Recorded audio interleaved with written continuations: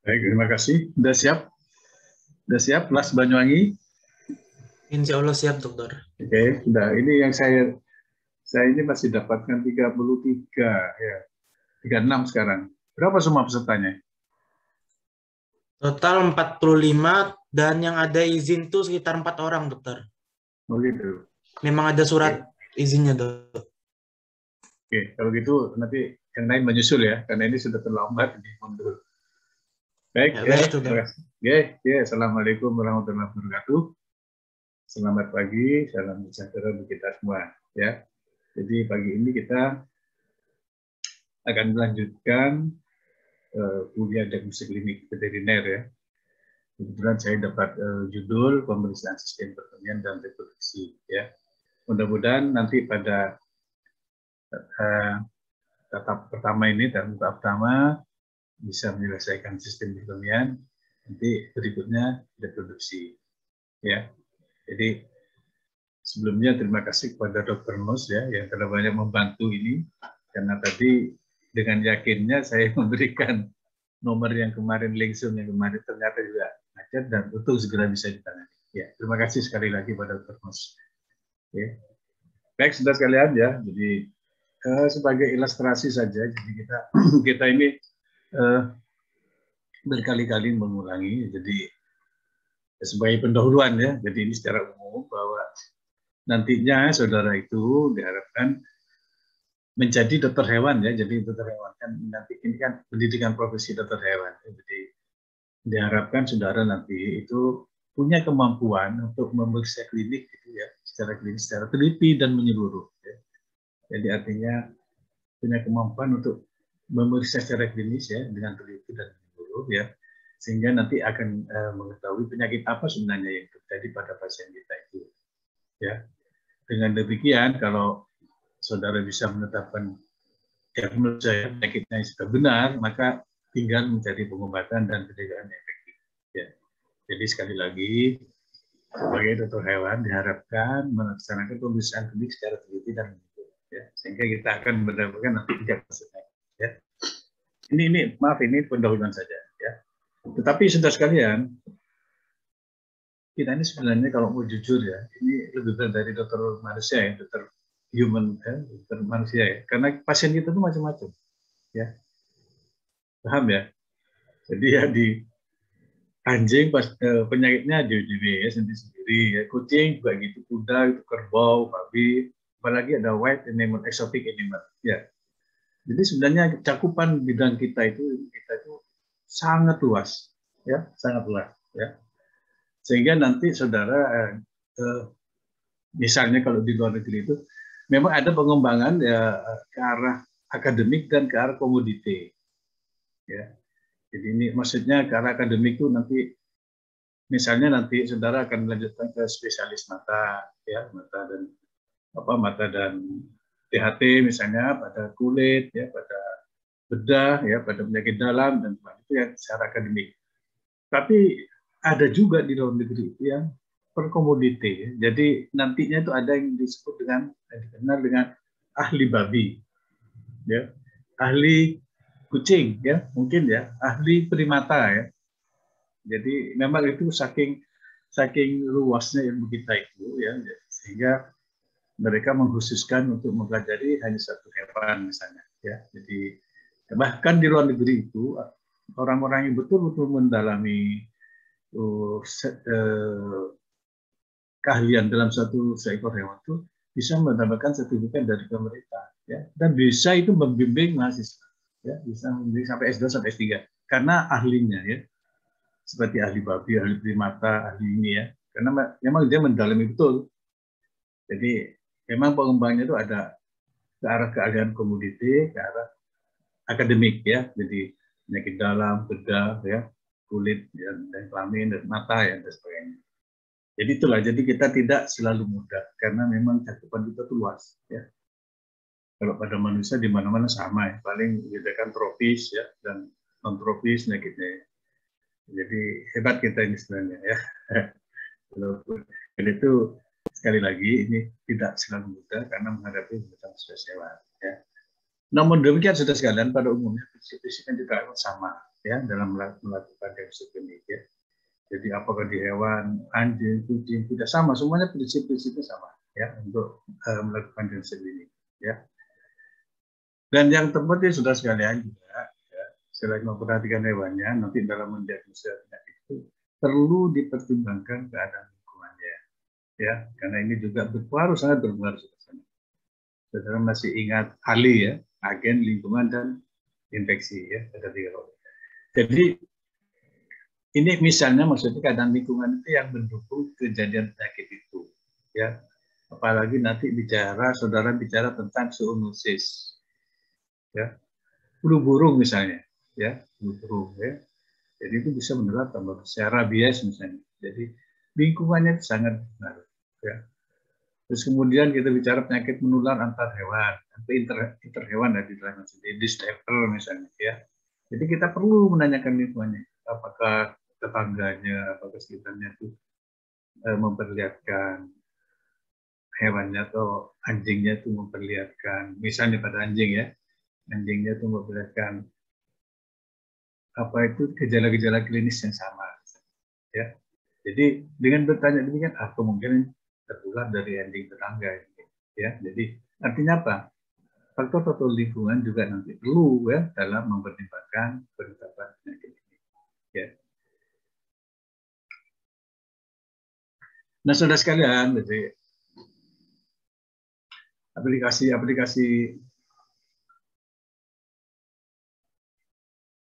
Nah, dengan berkembangnya atau dengan kelengkapan aplikasi metode yang secara sistematik, itu diharapkan nanti dokter hewan itu lebih mengenal satu penyakit secara benar ya. Jadi dan untuk itu ya, jadi untuk saudara dalam menentukan suatu penyakit itu harus tahu dulu keadaan sehatnya ya, kondisi sehat dari tiap hewan itu ya. Jadi jangan-jangan hewan itu sebenarnya sehat tapi nanti didiagnosis sakit ya. Jadi karena itu sebelum kita menentukan penyakit pada masing-masing hewan itu, kita harus tahu dulu kondisi-kondisi normalnya ya, semua sistem ya. Jadi ya, nanti kalau kita bicara tentang urinaria itu sistem perkemian, kita harus tahu dulu ya kondisi-kondisi normal sistem perkemiannya ya.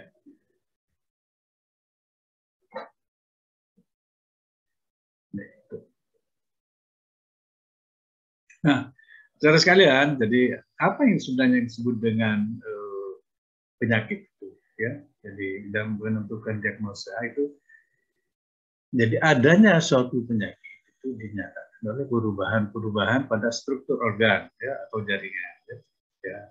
Jadi strukturnya ya, struktur organ, apakah ada pertumbuhan jaringan baru, apakah ada kanker, apakah ada tumor dan lain sebagainya ya.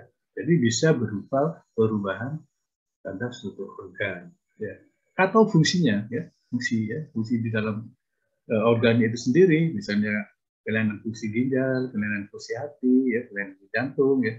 Nah, itu nanti bisa dipelajari, dilihat misalnya dengan pemeriksaan darah misalnya, pemeriksaan urin misalnya, dan lain-lain. Atau perubahan tingkah laku, tingkah lakunya berubah ya. Ya, ini semua sudah sekalian ya, apakah itu pada perubahan struktur, apakah perubahan fungsi, apakah perubahan tingkah laku, ini dikenal dengan tanda-tanda klinis. Ya, jadi dari ini semua ya, jadi ada perubahan pada organ atau pada fungsinya ya, atau pada tingkah laku, ini nantinya itu semuanya akan memberikan tanda-tanda klinis penyakit ya. Nah, dari sini kita akan bisa menarik kesimpulan kira-kira diagnosis kita itu mengarah ke penyakit apa. Ya, paham ya? Jadi sebenarnya tanda-tanda klinik itu muncul dari perubahan-perubahan struktur organ, dari perubahan fungsi, gangguan fungsi, atau perubahan tingkah laku. Ya, jadi ini semua akan yang kita kenal dengan tanda-tanda klinik. Ya, ya, paham ya? Nanti akan kita kesimpulan, diagnosisnya X, diagnosisnya E, ya. Setelah kita mempelajari ini, ya. Oke. Nah, itu sebagai pendahuluan ya, jadi supaya kita lebih terarah ya, jadi mengingat-ingat ya. Kemudian kita mulai masuk ke materinya, sistem perut kemihan, ya. Kita selesaikan dulu kalau bisa hari ini sistem perkemihan. Pertemuan berikutnya kita bicarakan reproduksi. Nah, saya selalu memulai dengan ini, mudah-mudahan ini walaupun tidak ada kaitannya. Saya kira mungkin ada kaitannya ya, walaupun ini apa ya, nantinya ini akan diperlukan untuk berikutnya, misalnya di penyakit dalam, tetapi saya memulai dengan ini dulu supaya saudara nanti bisa sedikit cepat menangkap kuliah ini yang saya berikan. Jadi kita mulai dulu dengan anatomi sistem perkemihan, ya. Ini dulu ya. Jadi ini sekedar mengulangi supaya saudara mengingat-ingat ya. Saudara sekalian, sistem perkemihan itu terdiri dari ginjal dan saluran perkemihan, ya. Jadi ini ginjal dan saluran perkemihan. Ya. Ginjal sendiri itu dikenal sebagai organ pembentuk urin, ya, pembentuk urin, ya, paham ya, urin, dan fungsinya adalah memfilter, filtrasi dan absorpsi reabsorpsi, ya. Jadi ginjal itu memfilter waste product. Jadi produk-produk akhir dari hasil metabolisme, ya, ada racun, mungkin ada makanan yang yang mengotori darah, ya, terutama itu, yang mengotori tubuh, terutama itu, maka itu akan diekskresikan ya melalui ginjal. Ya. Kemudian juga jika terjadi kelebihan ion, ya, dan kimia, itu juga nanti diekspresikan melalui ginjal dalam bentuk urin. Ya. Nah, untuk membuang urin ini, ya, di tubuh juga ada saluran perkemihan, ya, mulai dari ureter, vesika urinaria, dan uretra. Ya, jadi hasil-hasil tadi bentukan urin itu dibuang ke tubuh itu ya melalui saluran perkemihan terdiri dari ureter, vesika urinaria, dan uretra.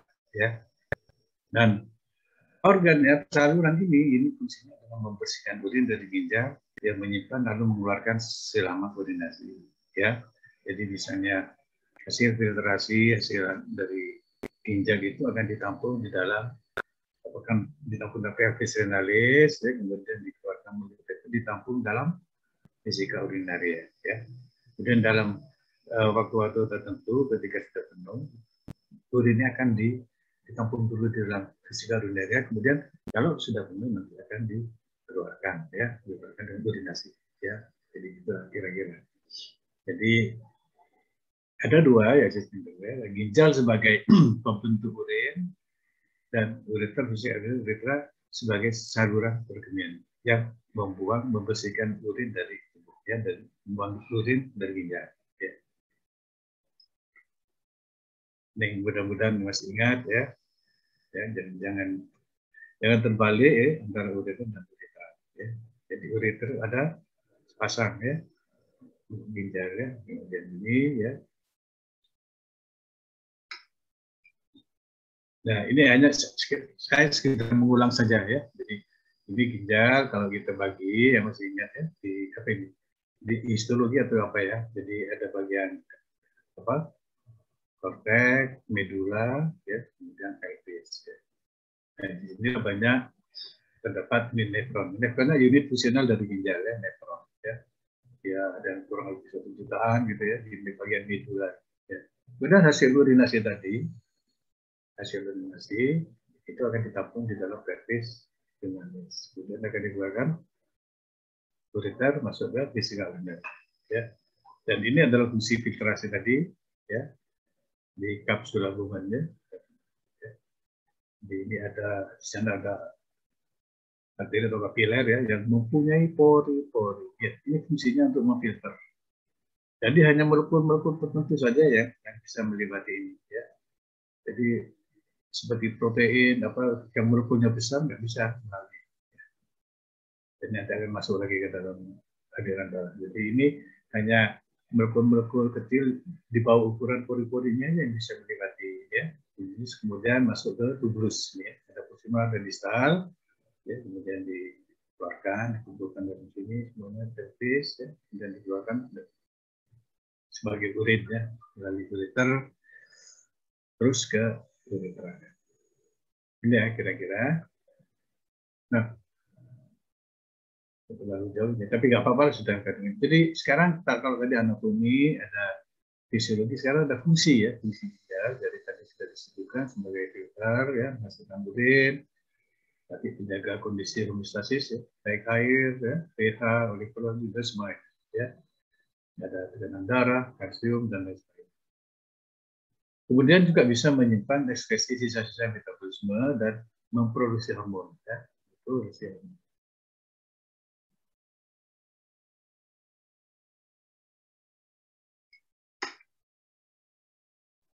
Nah, bagaimana selintas tentang fisiologi ini ya? Fisiologi tadi ya, sebagian sudah sudah dijelaskan, jadi menjaga penting sudah sekarang ya, menjaga kondisi homeostasis ya, keseimbangan di dalam tubuh ya. Jadi ginjal itu bisa mengekskresi kalium natrium ya, ke dalam urin ya. Jadi ini jika kalau ion meningkat ya, maka ginjal akan mengekskresi kalium ya, kelebihan kalium, natrium, kalsium dan sebagainya. Tetapi nanti kalau kurang bisa juga diserap kembali, jadi absorpsi ya. Kemudian pH ya. Ginjal juga bisa memonitor ya regulasi ion hidrogen dan bikarbonat dalam darah. Ini yang mengatur pH ya, pH darah ya. Penting sudah sekalian ya, kalau ini masing-masing hewan mungkin mempunyai kisaran pH yang berbeda-beda ya. Jadi kalau pada manusia saya kira enggak sekitar berapa 5 sampai 7,5 ya, 7 ya. Pokoknya itulah. Jadi jangan sampai tubuh hewan itu mengalami apa itu ke arah asidosis atau ke arah alkalosis. Jadi diatur oleh ginjal menjaga pH. Osmolaritasnya, jadi dia mengatur tekanan osmotik ya. Jadi seperti tadi homeostasis, jadi itu tubuh berkembang dalam lingkungan isotonik ya, dan mengatur keseimbangan cairan tubuh ya. Seandainya konsumsi air berlebih, maka ginjal mengurangi reabsorpsi air dan sebaliknya. Jadi saudara bisa paham ini ya, kalau kita sendiri ya, kalau kita banyak minum, ya banyak minum pasti kita banyak kencing juga ya, karena ginjal akan mengurangi reabsorpsi, karena tubuh sudah cukup ya, kelebihan air ya, jadi airnya tidak. Sebaliknya kalau dalam keadaan dehidrasi, ya kondisi panas kurang minum, maka tentu kencing kita hewan itu lebih sedikit ya, karena sebagian airnya itu akan diserap kembali ya untuk osmolitas, untuk lingkungan isotonik ya, untuk keseimbangan cairan dan elektrolit. Nah, tekanan darah sebenarnya. Jadi kalau apa yang terjadi jika tekanan darah meningkat, ya, maka ginjal akan mengurangi reabsorpsi air ya ke dalam darah. Sebaliknya jika tekanan darah menurun, nah ginjal akan memproduksi enzim renin ya. Ini yang berupa vasokonstriksi pembuluh darah perifer ya, sehingga air lebih banyak tinggal di dalamnya. Ya, ini pengaturan homeostasis tekanan darah. Berikutnya adalah memproduksi hormon ya. Jadi kalsitrol itu kaitannya dengan terutama kalsium ya, dan metabolisme kalsium ya. Jadi kalsitrol itu terbentuk aktif dari vitamin D ya, yang bekerjasama dengan paruvaris hormon ya. Jadi untuk meningkatkan pekerjaan kalsium dalam aliran darah. Ya. Jadi saudara sekalian, jadi jika terjadi kadar atau konsentrasi kalsium di dalam darah menurun, ya, maka penelitian paruvaris akan kerjasama dengan kalsitrol ya, untuk mempromosikan isosalus menyerap kalsium makanan.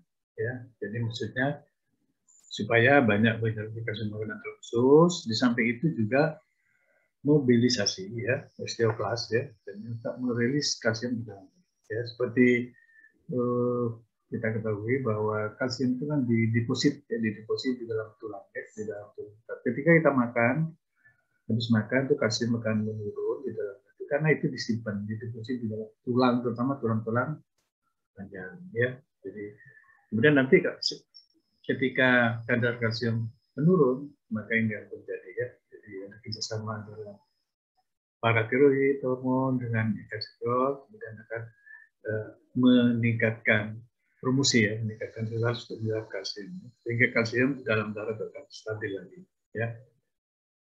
Dan sekalian di samping ini juga memobilisasi kalsium dari dalam tulang ya. Jadi deposit tadilah deposit kalsium di dalam tulang itu akan dilepas, dimobilisir sehingga kalsium di dalam darah kemudian seimbang kembali ya.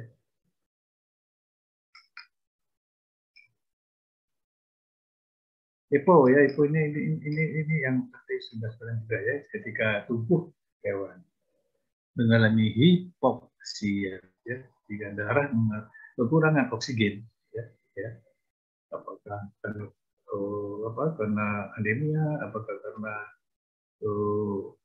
perdarahan berat, atau mungkin juga di tempat-tempat tinggi yang kekurangan oksigen ya, maka EPO itu akan dari ginjal akan dilepas ya, akan dibuka ya, untuk ke sumsum tulang merah untuk menstimulir sel hematopoietik. Jadi seperti sudah ketahui bahwa di dalam sumsum tulang merah itu ada sel punca ya, sel punca ya, dan stem cell ya, yang antara lain yang untuk pembentukan eritrosit ya. Jadi kalau tubuh kurang hipoks ya, misalnya kondisi hipoks ya, berarti ini kekurangan oksigen ya, otomatis ini juga karena oksigen itu dibawa oleh darah, maka darahnya juga akan berkurang ya kalau hipoksia ya. Jadi kondisinya defisit berkurang sehingga timbul hipoksia. Karena itu ginjal akan melepas ya, EPO ini untuk menstimulir sel hematopoietik di sumsum tulang ya, sumsum tulang merah terutama untuk menghasilkan eritrosit.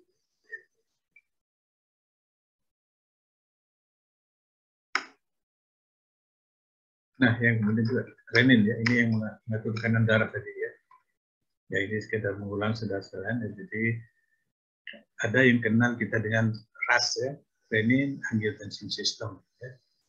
Jadi jika tekanan darah menurun, ya, misalnya karena tekanan darah yang mendadak menurun karena kehilangan darah, misalnya perdarahan yang hebat, atau karena dehidrasi, ya, maka renin dalam darah meningkat. Jadi dari liver menjadi angiotensin 1 ya. Jadi mudah-mudahan saudara ini paham ya dari fisiologi ya. Terus dengan enzim lain, angiotensin 1 dirubah menjadi angiotensin 2 ya. Nah, kemudian ini akan menstimulir ya, dengan untuk menghasilkan hormon aldosteron ya. Nah, hormon ini itu menyebabkan reabsorpsi air dan yang ke dalam darah akan meningkat ya. Jadi di dalam ginjal ini hormon aldosteron itu menyebabkan reabsorpsi air dan ion natrium itu meningkat.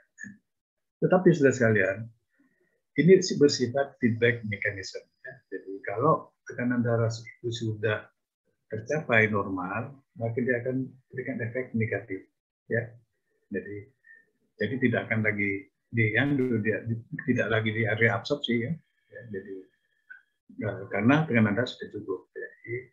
Jadi tidak lagi diserap kembali, ya, tapi dilepas saja sebagai urin. Ya.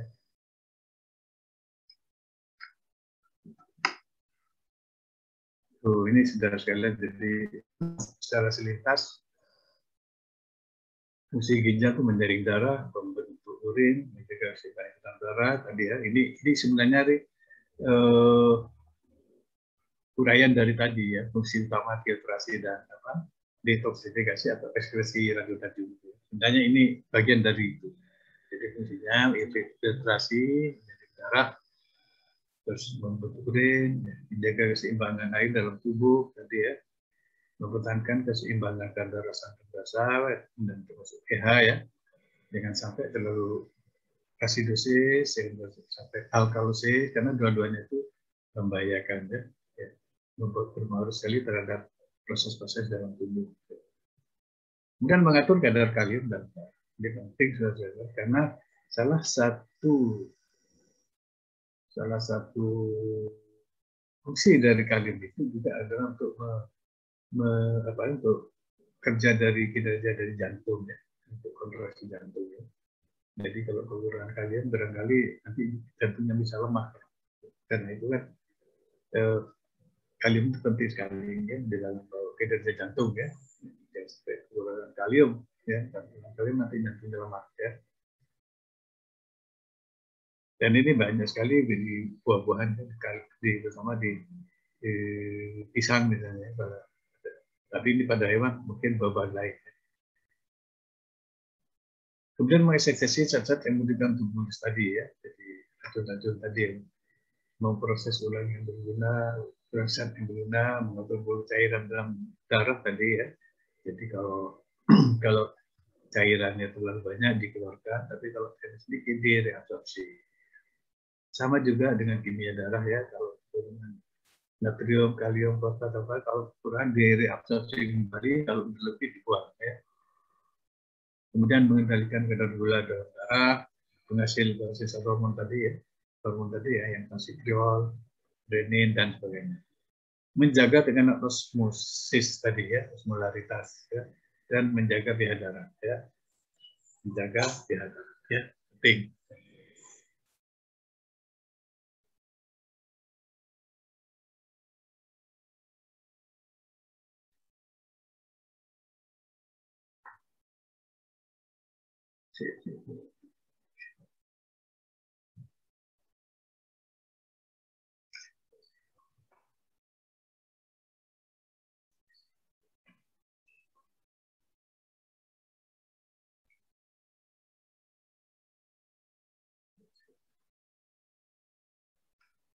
Nah, saudara-saudara, kita mulai membicarakan tentang metode pemeriksaan. Ya. Metode pemeriksaan. Saudara sekalian, pada metode pemeriksaan ini semuanya sama ya, semua untuk pemeriksaan organ.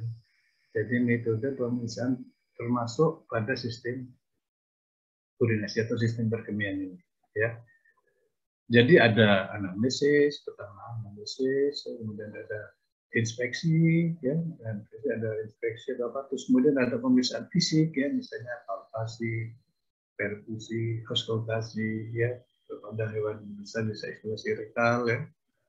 Kemudian kalau dengan anamnesis mungkin belum ya, diagnosisnya belum pasti, kemudian dilanjutkan dengan pemeriksaan fisik, belum juga didapatkan diagnosis yang tepat, ya. Terus kemudian kita lanjutkan dengan pemeriksaan tambahan. Ya. Pemeriksaan tambahan itu pemeriksaan lab, ya. Apa pemeriksaan analisa urin, analisa darah, ya. Terus dan semuanya ya, ada radiologi atau USG atau MR, CT scan dan semuanya, ya. Nah, di sistem perkemian ya kita itu biasanya ada analisa urin, ya, tes fungsi ginjal dan radiologi. Atau mungkin pemeriksaan lab lainnya yang lebih canggih, ya. Jadi inilah sebenarnya jadi metode pemeriksaannya sama semua organ, mulai anamnesis, pemeriksaan fisik, dan pemeriksaan tambahan, pemeriksaan lab. Ya.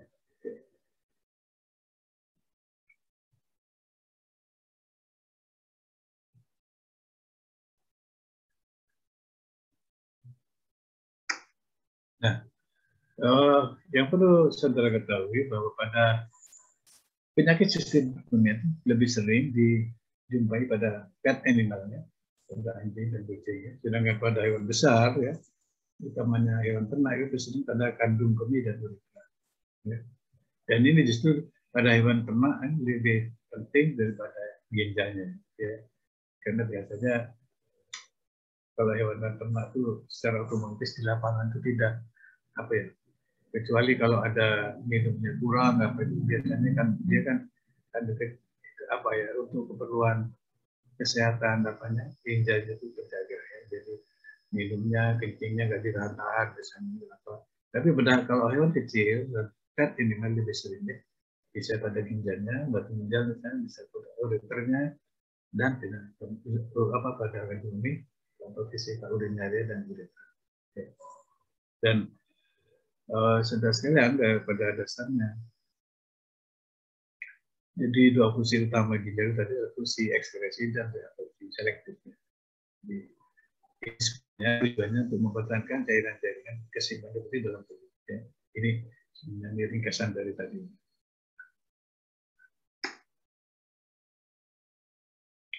Nah, jika terjadi penyakit pada ginjal, pada ureter, maka akan mengganggu fungsi glomerulusnya, ya, fungsi filternya, ya, dan reabsorpsi selektif oleh tubuh, ya, sehingga pada akhirnya akan mengganggu ekskresi sisa-sisa metabolisme, ya. Dan ini akan mengganggu proses homeostasis protein dan zat telur dalam air.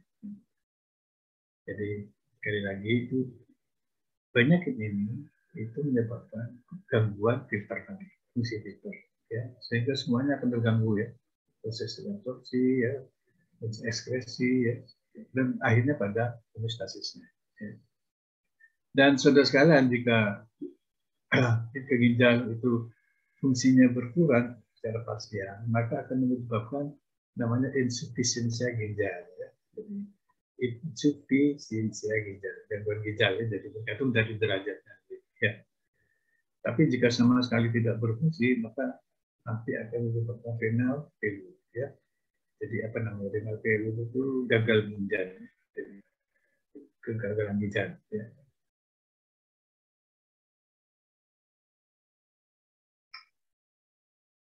Nah, ini juga saya katakan di uremia, ya. Sebenarnya lebih ke arah penyakitnya sudah, ya. Jadi uremia itu saya tampilkan karena uremia itu merupakan indikator terhadap kemungkinan gangguan ginjal, dan kalau berlanjut bisa menyebabkan gagal ginjal, ya. Jadi merupakan sindrom klinis gagal ginjal, uremia, ya. Dan tanda klinisnya depresi. Sudah sekalian, mudah-mudahan saudara masih bisa mengartikan uremia ini, ya, uremia. Karena secara normal urium ada nggak di dalam? Karena urium itu kan apa? Hasil metabolisme dari urea itu apa? Protein, ya, protein, ya. Dan itu akan dibuang nanti. Tapi kalau kalau konsentrasinya kadarnya lebih tinggi dari batas maksimal, maka akan menyebabkan uremia, ya, uremia. Dan tanda-tanda klinisnya ya berupa depresi, ya, kelemahan dan otot, ya, respirasi dalam dan sulit, oliguria, anuria, dan bila berlangsung lama bisa menyebabkan albumin, ya, dehidrasi dan amfetamina. Padahal ini harusnya albumin itu nggak boleh melewati filter, ya, karena ukuran molekulnya besar, ya, ukuran besar itu harusnya tidak bisa melalui pori-pori itu, ya. Tetapi kalau ini sudah sampai albumin itu berarti glomerulusnya, ya, filternya sudah rusak, ya, nah, ginjalnya sudah rusak, sehingga ini albumin itu bisa melewati pori-porinya, ya. Nah, ada pertanyaan sampai di sini sekalian? Ya, sebelum kita masuk ke pemeriksaannya. Gimana? Ada yang perlu ditanyakan? Belum ada, dokter. Belum, ya. Jadi mudah-mudahan tadi itu hanya lebih banyak ke review, apa ya, mengingat-ingat penyegaran saja tadi, ya. Kemudian kita akan mulai memasuki ini, ya. Saudara sekalian, apakah ini ada buku diktatnya nggak? Belum ada diktat. Untuk buku diktat tidak ada, dokter. Ya itu, karena ini saya dapat warisan ini sebenarnya, ya. Jadi materi ini saya dapat warisan dari kebetulan saya ini membantu di sini, jadi saya belum bisa banyak update gitu, ya, mohon maaf, ya, karena ini saya dapat warisan dari yang sebelumnya, ya. Ya, mudah-mudahan ke depan bisa lebih sempurna, ya. Oke, nggak ada pertanyaan? Nanti kalau ada pertanyaannya diselang aja, ya, kalau ada pertanyaan. Ya. Baik, sudah sekalian, jadi kita mulai pemeriksaan klinis sistem perkalian. Ya. Yang pertama adalah urinasi. Ya, urinasi. Ya.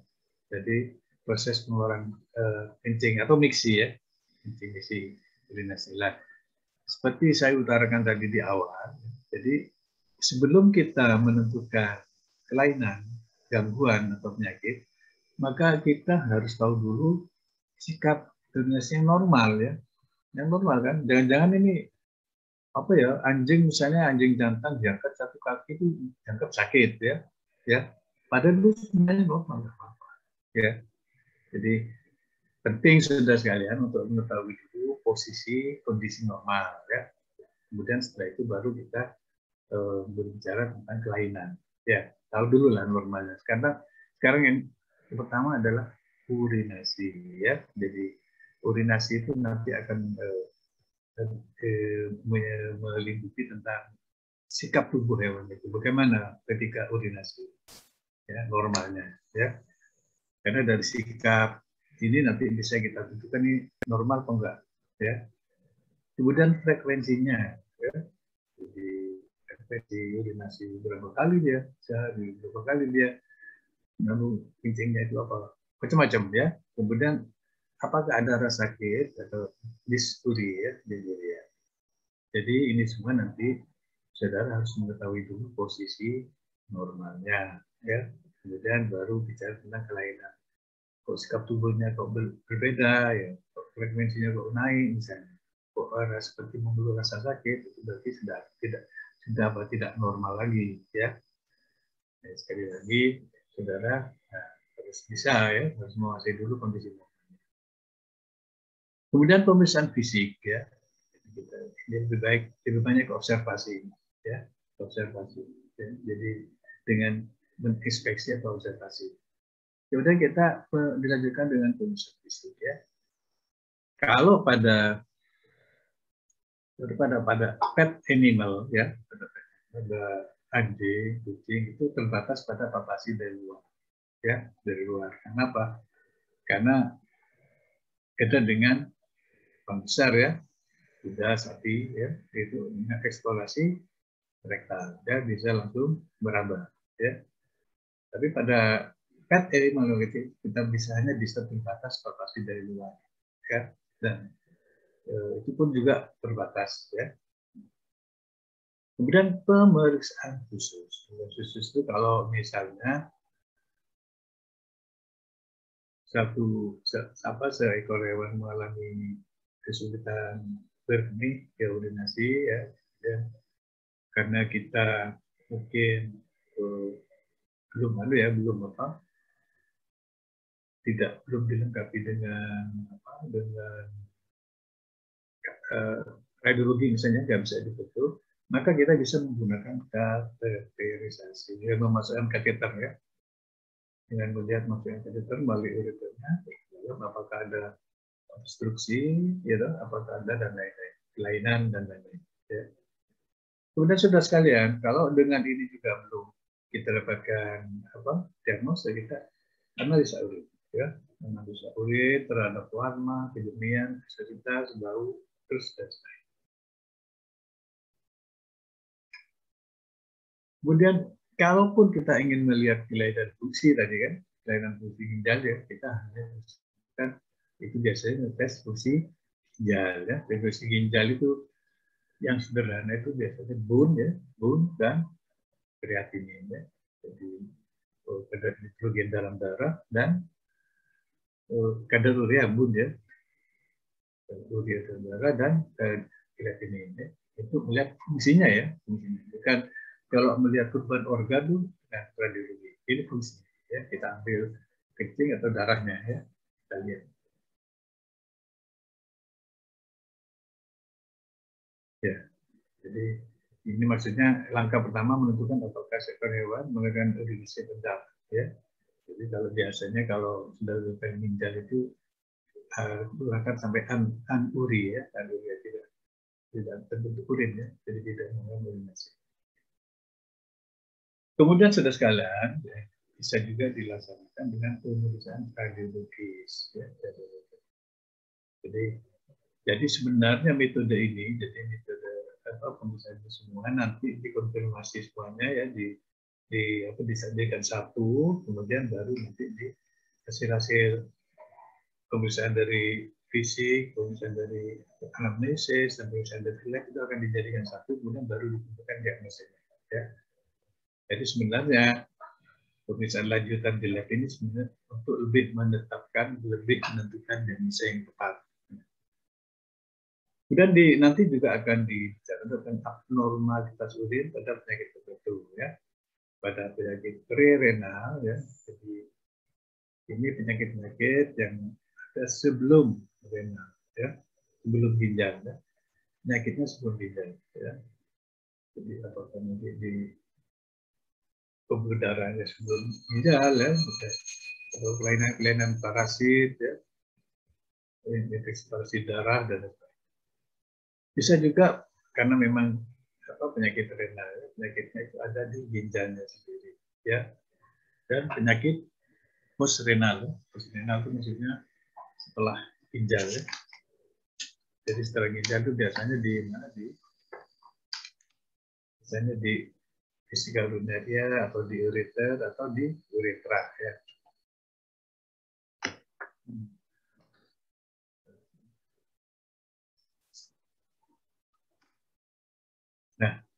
Nah, kita coba bahas satu persatu, ya. Satu-satu. Bentar ya, saya mau izin dulu, Pak.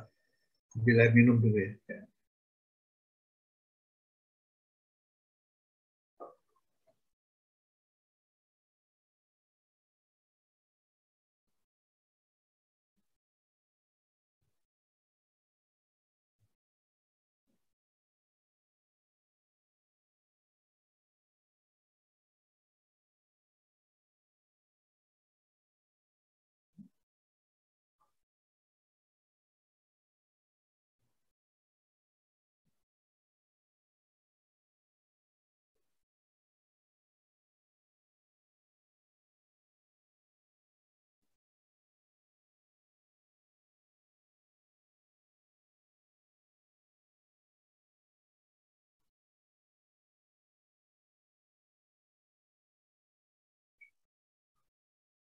Baik. Terima kasih, saudara.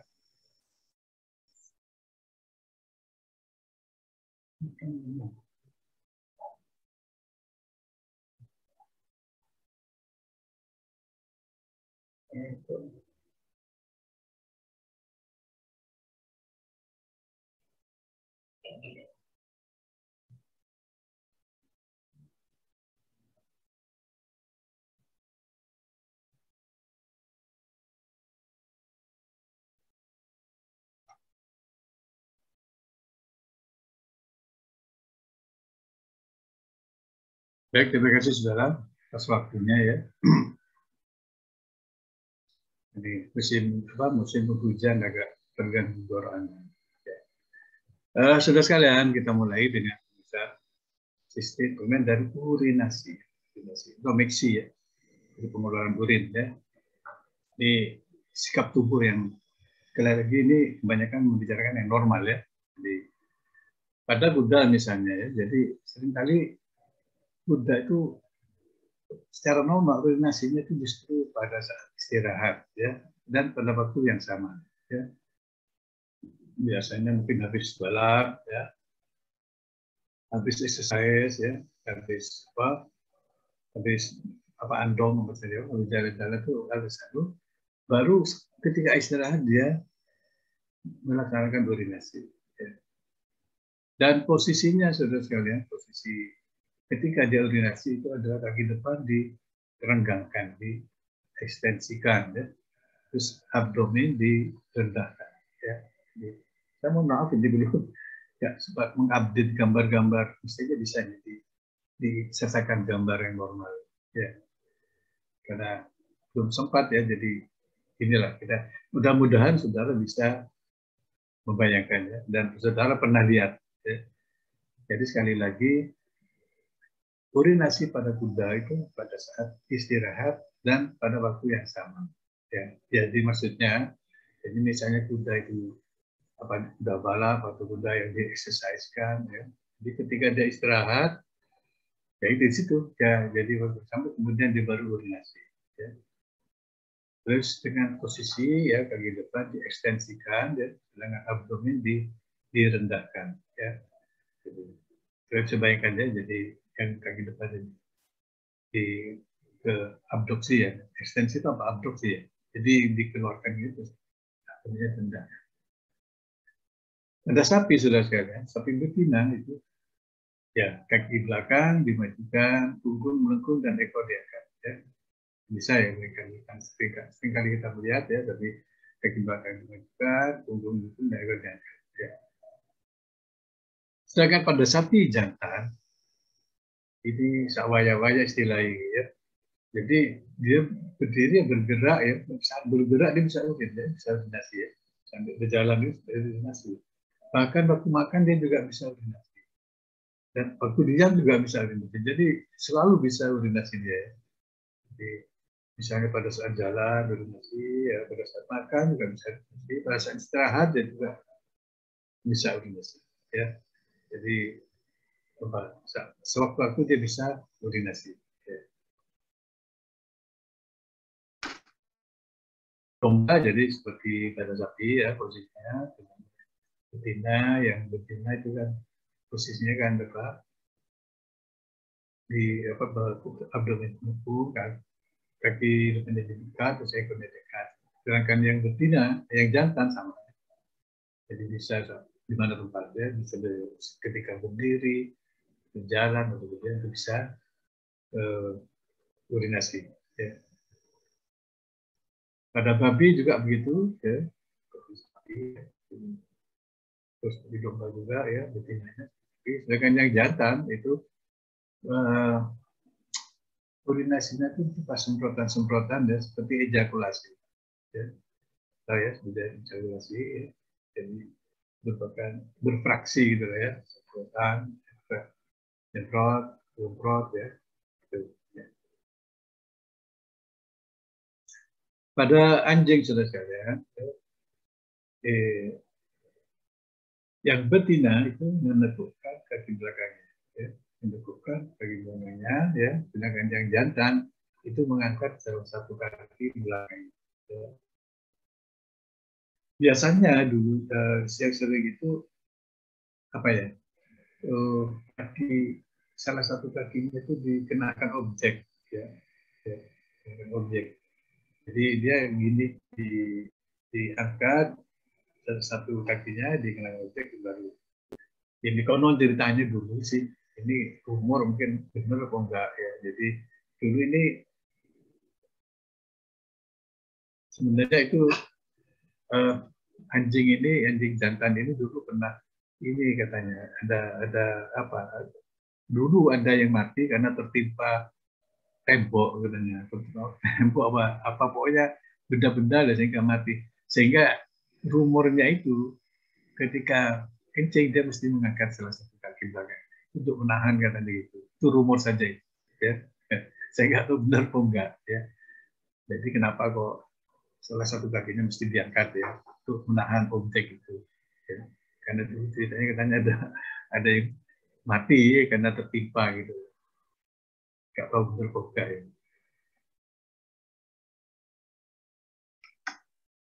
Nah ini contoh-contoh kalau ada kelainan dia tadi kan normal ya.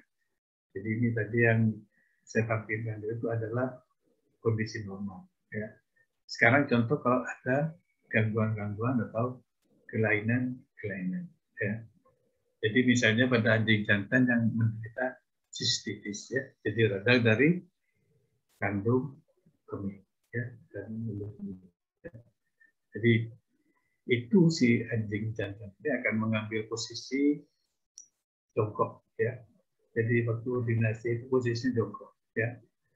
Jadi dia karena apa? Karena dia merasa ada disuri, ya, ada merasa sakit di bagian perutnya, ya, terutama di kandung kencingnya ini, sehingga dia berusaha apa ya, anyang-anyangan. Ada kalau kita itu rasanya seperti anyang-anyangan, ya, sehingga dia sakit, makanya dia mengambil posisi jongkok, ya. Padahal harusnya kalau itu harusnya kakinya kan diangkat, ya. Tapi ini enggak, jadi jongkok. berarti ada kelainan di saluran perkembangannya, ya. Karena biasanya pada sistitis itu kadang-kadang kencingnya nggak tuntas, ya, masih ada sisa, ya. Jadi karena ada keradangan di vesika urinarianya, ya. Jadi dia seakan-akan rasa tersisa ada kencing, sehingga dia mengambil posisi jongkok. Ya, padahal normalnya itu dia harusnya mengangkat salah satu kakinya. Ya. Kemudian juga contoh lainnya, jika terjadi kelainan pada medula spinalis. Ya, jadi terutama di bagian lumbal, ya, yang menginterpretasi bagian apa? Yang menginterpretasi bagian sistem perkembangan. Jadi dia sudah nggak berkoordinasi, ya. Jadi anjing itu urinasi dengan posisi berdiri, ya. Jadi berdiri, ya sudah, ya, keluar dengan sendirinya. Karena biasanya inkontinensi biasanya, itu bisa urin, ya. Jadi dasar biasanya, ya. Karena tidak terkontrol.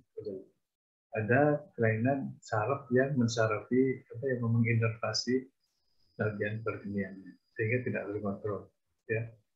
Karena itu anjing itu urinasinya di posisi berdiri, ya. Biasanya kan kalau yang jantan kakinya diangkat, yang betina agak sedikit dan kok kungkung itu, tapi ini tidak berdiri, ya. Nah, itu tadi contoh-contoh urinasi, ya. Jadi tadi sikapnya, ya, sikap dari urinasi. Jadi sekali lagi, ya, pada normal, ya, pada kuda, sapi, ya, kemudian domba, dan anjing, ya. Jadi posisi normal, kemudian ada contoh yang abnormal, ya, yang lain-lain. Kemudian yang kedua kita lihat frekuensi, ya, frekuensi, ya. Dan saudara sekalian, jadi frekuensi urinasi, ya. Jadi apa? Ya, frekuensi, ya, urinasi tergantung dari kuantitas, ya, kuantitas jumlah air yang diminum dan jumlah air yang hilang melalui respirasi, penguapan, ya, perspirasi juga penguapan melalui apa, ya, kulit, ya, defekasi, ya, mungkin diare, mungkin apa, produksi air susu, ya. Jadi kalau dalam kondisi dehidrasi, ya, mestinya frekuensinya berkurang, ya. Karena apa? Karena tubuh kekurangan air, ya. Jadi banyak air yang direabsorpsi di dalam ginjal, ya, sehingga urinnya berkurang, ya. Tapi sebaliknya, kalau dalam kondisi dingin atau banyak minum atau kelainan ginjal, maka bisa jadi frekuensi kencingnya sering, ya, sering keluar air, ya, atau pada diabetes, ya. Jadi sering urinasi, ya. Itu maksudnya frekuensi. Nah, ini dia yang normal sebetulnya. Jadi pada kambing dan domba itu secara normal frekuensi urinasinya itu 1-3 kali per hari. Ya. 1-3 kali per hari. Kemudian anjing dan kucing itu sering, ya, terutama pada anjing yang jantan. Jadi sering kali, ya, terutama yang jantan. Mereka kan, ya, saya juga kadang-kadang saya nggak ada, ya, cuman saya kalau melihat apa itu, ya, anjing, ya, kucing, kalau yang jantan, ya, yang jantan itu seberapa banyak kencingnya itu, kok di mana-mana bisa kencing, ya. Jadi kan memang anjing dan kucing itu kan punya kemampuan untuk teritorial, ya, dan masa teritorial, ya. Jadi kalau dia itu semuanya di objek itu dikencingin, ya. Dikencing nggak terus sedikit kencing, nanti di situ lagi ada dikencing. Apalagi kalau daerah teritorinya itu dilewati anjing atau kucing lain, terus kemudian kencing di situ, itu mesti nanti ditumpangi lagi, ya.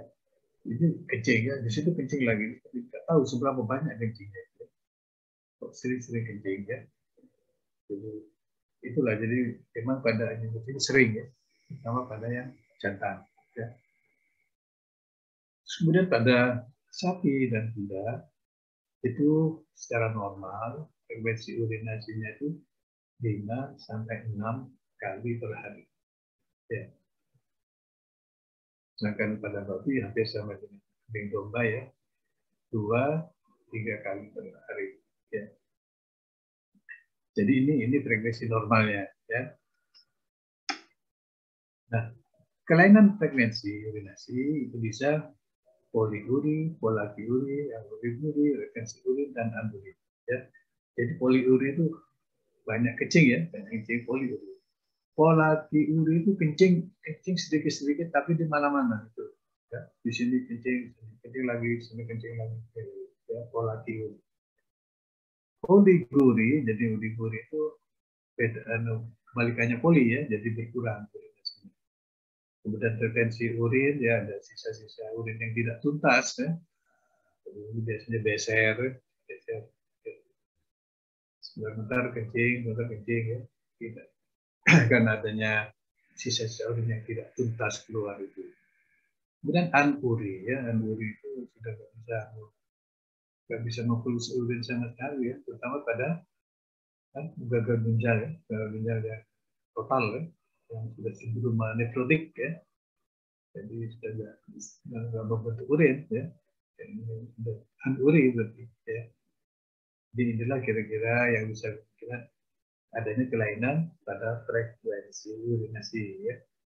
Bisa poliuri, bisa polakiuri, bisa oliguri, ya, retensi urin dan anuri ya.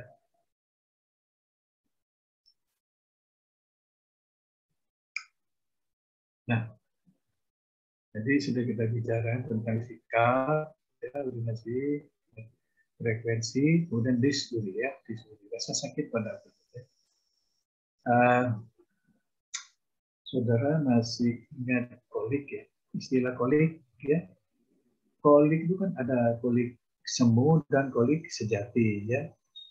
Nah, kalau kolik sejati adalah rasa sakit pada bagian abdomen yang memang penyebabnya terdapat di saluran pencernaan ya, itu namanya kolik sejati.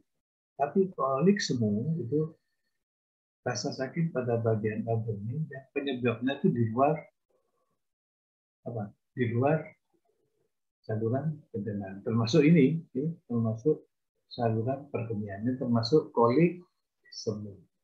Ya. Nah, kolik itu ya rasa sakit, jadi bisa akut, bisa subakut, bahkan bisa kronis ya. Rasa sakit abdomen atau kolik yang akut, ya, yang kolik yang semu ya, bisa disebabkan karena adanya pyelonephritis. Jadi karena pada bagian ginjal ya. Tapi kemudian juga karena adanya infak ya. Tahu ya saudara infak ya? Infak itu apa? Infak itu kerusakan apa? Infak jantung, lewat apa tahu? Jadi infak itu kerusakan jaringan karena kurangnya asupan darah, ya, karena asupan kurangnya aliran darah, suplai darah, ya. Jadi itu menyebabkan kerusakan jaringan, ya, pada ginjal, pada jantung, ya. Dan itu kalau lama-kelamaan bisa menyebabkan kolaps atau koma, jadi bisa menyeburuk ya, jadi jaringan itu bisa, ya. Jadi ini sekali lagi infak ginjal yang secara mendadak, ya, ginjal kekurangan aliran dan asupan darah, ya, infak ginjal. Kemudian obstruksi renalis, ya. Obstruksi renalis bisa jadi karena ini batu ginjal yang sering karena batu ginjal, ya. Kemudian obstruksi ureter, ya. Biasanya sudah sekalian biasanya pada manusia yang sering gitu manusia, kalau ada obstruksi ureter perutnya sakit sekali, dan ini biasanya merupakan pertanda baik bahwa kalau bagi penderita batu ginjal itu pertanda baik batunya sudah turun ke ureter ya. Nah ini dua-duanya obstruksi renalis itu menyebabkan polik aku, ya. Ini yang di depan polik aku jadi dia udah di sifat si urin dan ureter, ya.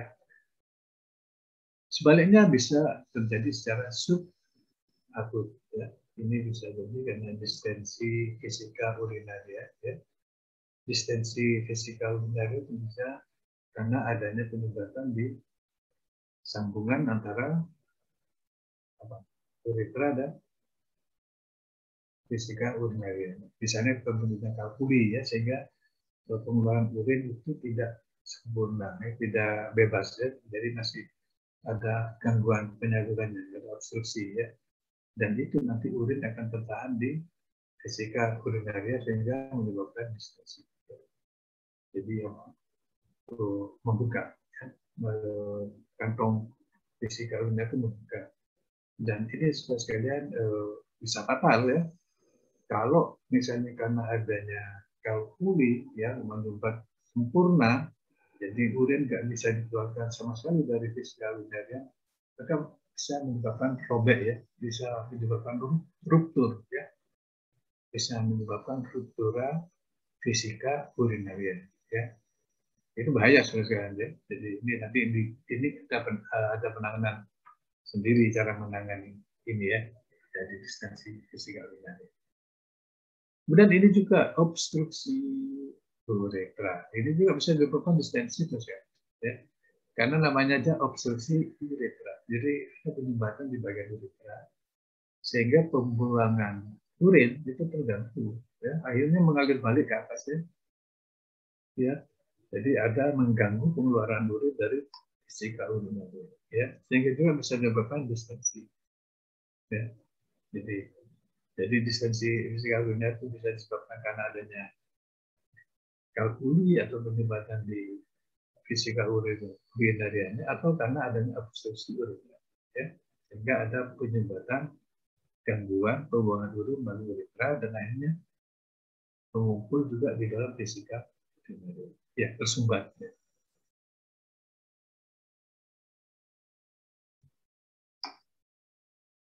Ini disuria apa ya? Ya seperti apa ya, kalau ayang-ayangan, ya, ayang-ayangan, ya, ayang-ayangan.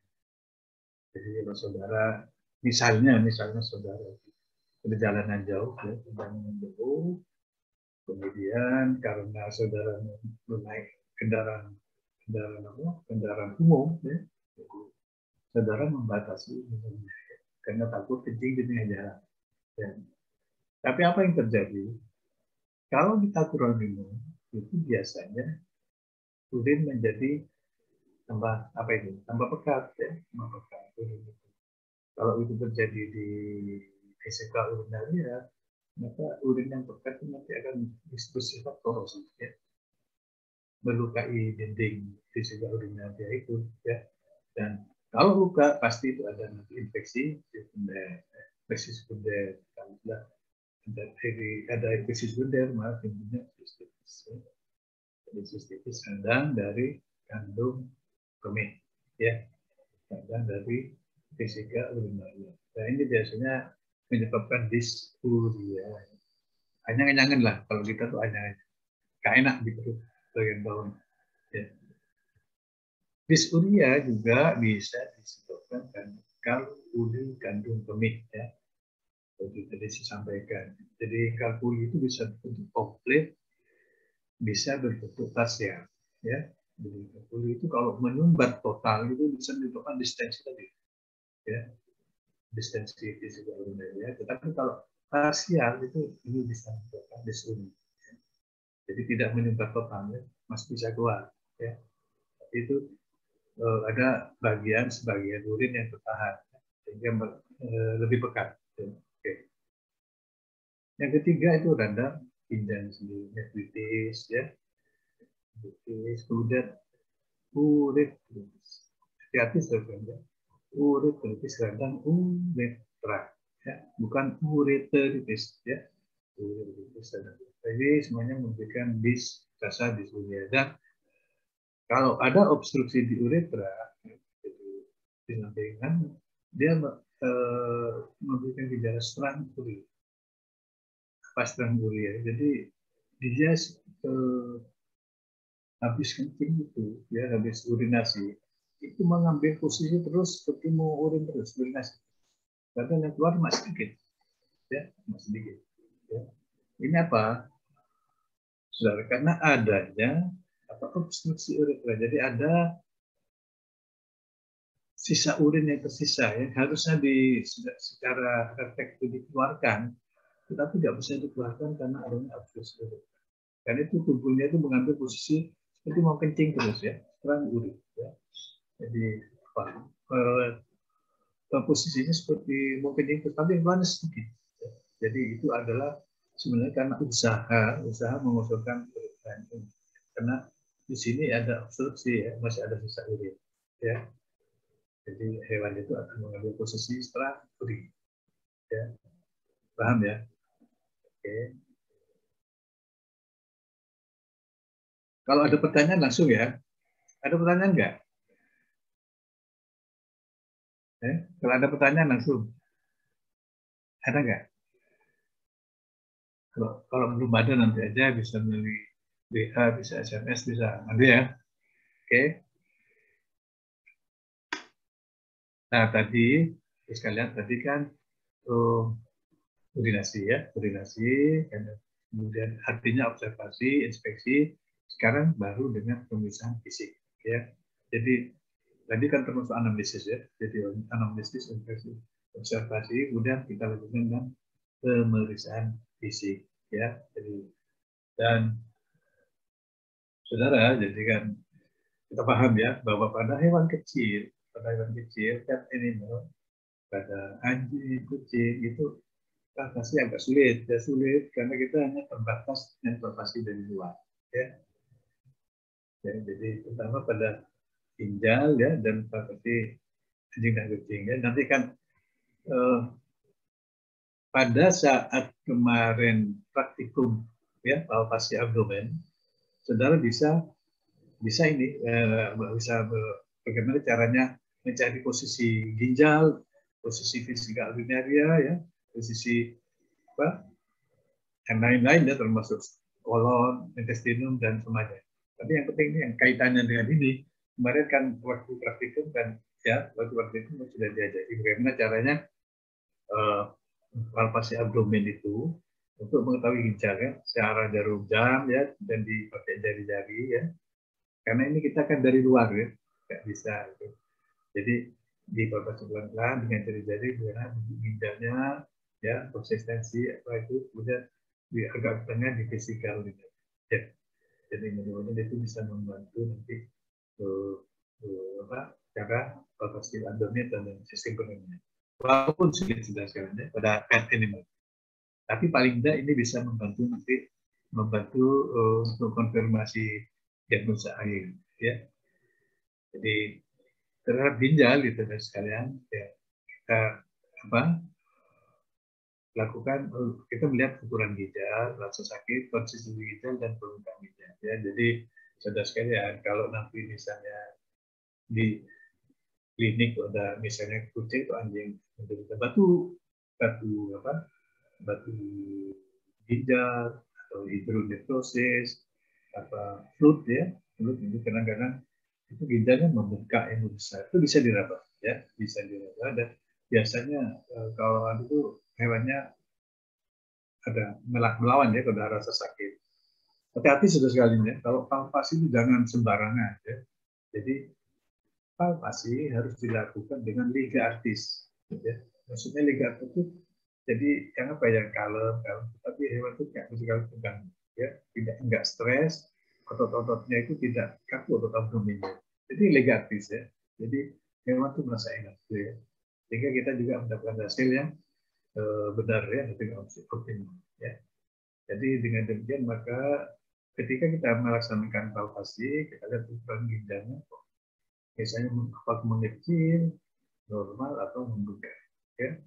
Apakah ada rasa sakit ketika dipalpasi dengan jari itu? Ya, konsistensi di mana keras atau lunak atau gimana? Atau permukaannya ada, tidak harus, misalnya, ya.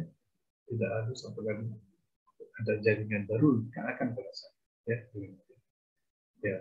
Silakan terhadap fisika organ dia itu kita tak misalnya hanya ada pembesaran atau pengotongan. Ya. Bisa jadi dengan apa? Dengan palpasi bisa ketahuan, ya bisa jadi mungkin ada tadi apa distensi fisika organ dia bisa ketahuan.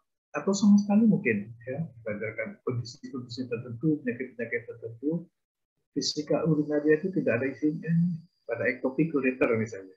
Ya.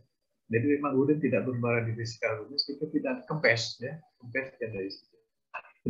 Penyakit dalam ya. Jadi bisa membesar, bisa memiliki kosong fisika urinaria. Jadi tapi kalau ketika mempalpasi itu dijalankan dengan secara linearis ya. Jadi secara biasanya secara jam-jam ya. Jadi ya. Kemudian kita cari di mana posisi fisika urinarianya ya, ginjalnya ya, anterior, bagian caudal ya, posterior, anterior, semuanya diraba ya. Nah ini kalau pada besar kita bisa melaksanakan langsung ya, bisa eksplorasi rektal ya. Jadi walaupun sama sebenarnya tujuannya melihat ukurannya, apakah ada rasa sakit, konsistensi, pembentukannya. Jadi pada hewan besar memang harus dengan eksplorasi rektal ya. Pasti langsung ya. Jadi pada hewan kecil tadi kan dari luar ya. Kalau pasti abdomen. Ya. Nah, ini sebenarnya jadi ini normal ya. Jadi pada kondisi normal, kuda-kuda ya atau kuda atau ruminansia jenis kecil agak susah, agak sulit ya memegang ginjal itu ya. Ruminansia kecil agak sulit ya mempapasi. Tetapi pada kuda yang besar ya, jadi itu hanya bisa dipalpasi ginjal kiri bagian posterior ya, bagian posterior ginjal kiri ya, ginjal sebelah kiri bagian posterior karena dia lebih ke arah belakang posisinya ya. Sedangkan pada sapi ya, jadi bisa dilihat bagian belakang ginjal kanan dan seluruh ginjal kiri ya. Jadi ini secara normal bisa dipalpasi. Jadi sekali lagi pada ruminansia kecil susah ya, tapi pada kuda yang besar hanya bagian belakangnya ya, posterior ginjal kiri. Dengan pada sapi itu bisa ginjal kanan dan seluruh posterior ginjal kanan dan seluruh ginjal kiri. Ini normal ya. Kecuali nanti kalau ada pembengkakan lain lagi ya. Nah ini ada misalnya ada ketika kita mempalpasi ya, mempalpasi ekspresi rektal ya, kita lihat ya apa kelainan-kelainan. Jadi sudah sekalian jadi bisa ginjal ya, jadi ginjal itu bisa membesar ya, membesar. Di rokok di ekspalpasi itu jika terjadi ada neoplasia ya, ada pertumbuhan jaringan ya, neoplasia atau hidronefrosis ya. Biasanya sudah sebenarnya pada hidronefrosis itu timbunan cairan jadi ginjal membengkak karena ada timbunan air ya. Timbunan air itu biasanya terdapat di bagian pelvis ya. Jadi ini biasanya ada karena gerakan retrograd dari bawah, karena adanya obstruksi ureter, karena ada kelainan di fisika urinaria, sehingga urin itu naik ke atas, retrograd, terus kemudian mengumpul di bagian pelvis penalis, selama-lamanya juga akan jadi hidronefrosis. Dan kalau diteruskan bisa gagal ginjal, ya. Jadi ini sebenarnya terasa membesar ya dengan palpasi. Demikian juga kalau ada gagal radang infeksi di ginjalnya membengkak ya, terus ada pielonefritis sapi, ini semuanya akan memberikan hasil palpasi itu membesar ya. Tetapi pada NIC ya, nefritis interstisial kronis itu ginjal malah atrofi, mengecil ya, dengan kronis ya, karena jaringannya banyak rusak ya, karena radang kalau lama rusak itu ginjalnya mengecil ya. Jadi dengan palpasi itu terasa ginjal itu mengecil ya. Nah, tadi saya sudah bicarakan tadi Yang pertama pemeriksaan urinasi ya. Jadi pemeriksaan anamnesis ya, anamnesis begitu di melihat observasi, inspeksi urinasi, frekuensi dan lainnya. Kemudian dilanjutkan pemeriksaan fisik ya. Fisik bisa kalkulasi, bisa abortasi, bisa perfusi dan lain sebagainya. Kita lanjutkan ya. Jadi ketika kita memerlukan pemeriksaan yang lebih teliti atau keinginan pemeriksaan yang lebih komplit ya, sehingga diagnosis kita lebih akurat ya, kita laksanakan pemeriksaan khusus ya, pemeriksaan khusus misalnya dengan kateterisasi uretra ya. Kateterisasi uretra itu maksudnya untuk mengeluarkan urin ya, mengeluarkan urin ya. Jadi ini sebenarnya untuk membantu supaya urin itu bisa keluar ya.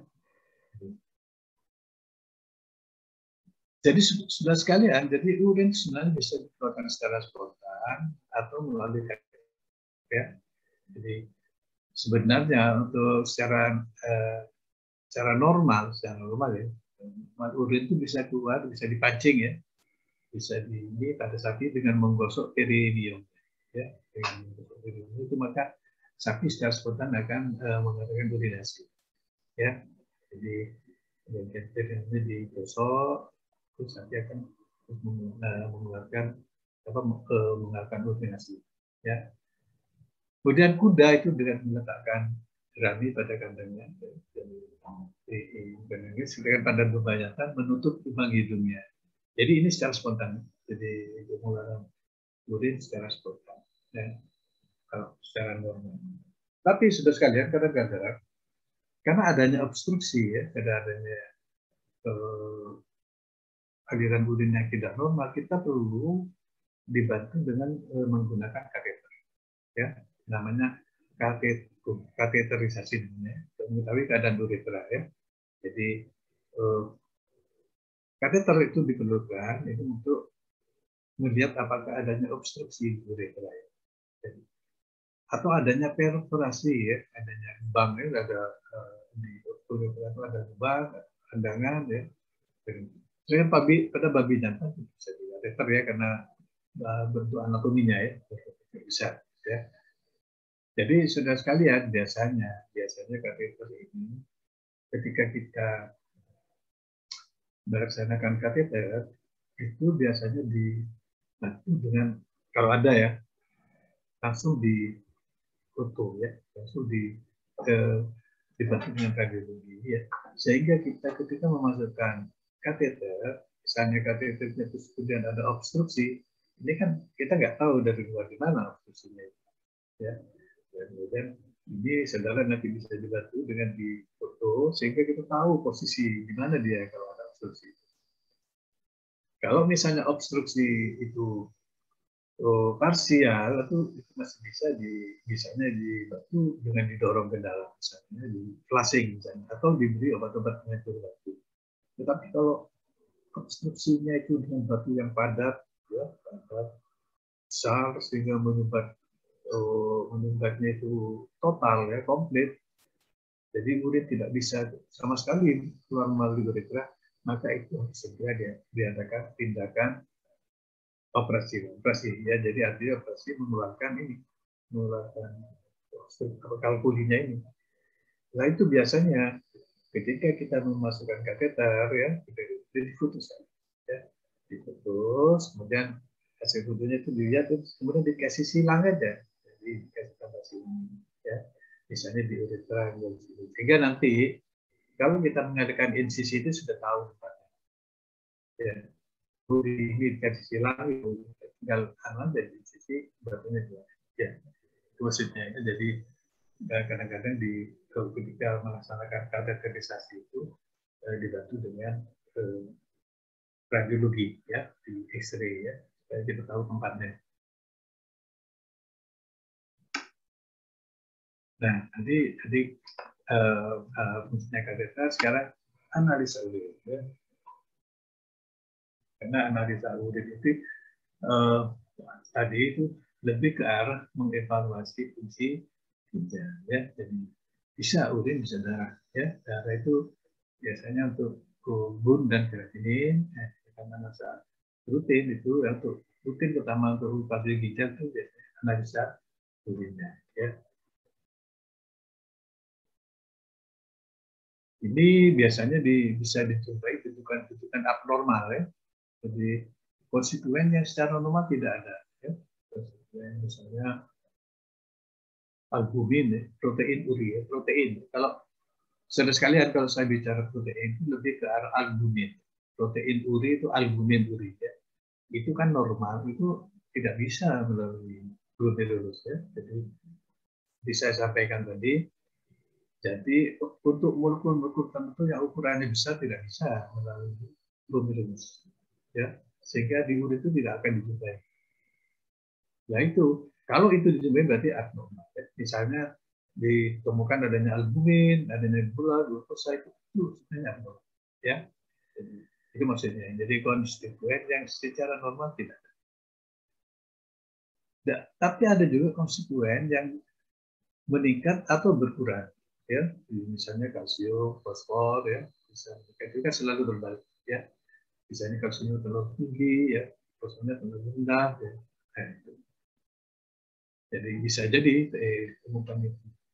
Kemudian konstituen abnormal dalam bentuk apa? Ya, jadi yang harusnya apa? Ya, ini kaitannya dengan sedimen biasanya, ya. Sedimen itu hasil sedimentasi, ya. Jadi yang benar normal berkembang. Ya. Jadi di semuanya itu abnormalitas bisa dijumpai ketika ini. Ya. Dan sekali lagi saudara, jadi hasil analisa urin ini itu harus selalu dikonfirmasi digabung dengan hasil anamnesis yang kena inisial. Jadi tidak diri sendiri, ya.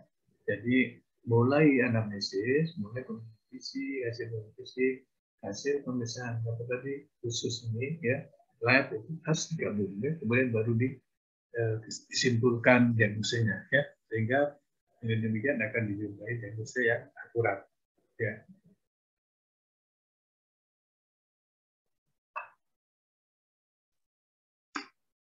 Nah ini, ya, jadi kita mulai dengan warna dulu, ya, warna dulu, gitu, ya.